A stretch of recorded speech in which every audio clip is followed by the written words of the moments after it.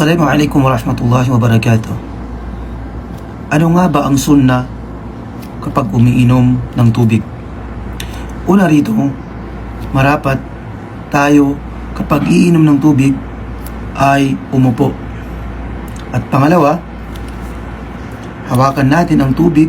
Halimbawa, ito yung baso o ito yung bottle, ay hawakan natin ito sa pamamagitan ng ating kanang kamay.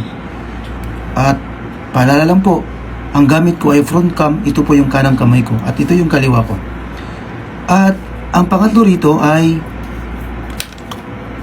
bibigkasin natin ang Bismillah. At titignan natin ang tubig. Titingin tayo sa tubig habang iinom at iinom tayo dito ng 3 beses. Dahil ang pag-inom ng 1 beses ng tuloy-tuloy, ito ay pinagbabawal ng Propeta Muhammad sallallahu alaihi wasallam. Halimbawa, ganito, Bismillah. At dapat tayo ay hinga. Pwede ka rin magsabi ng Alhamdulillah.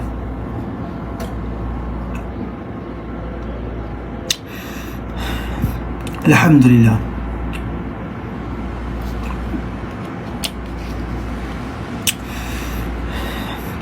Alhamdulillah. Buhayin ang sunnah. Wassalamu alaikum.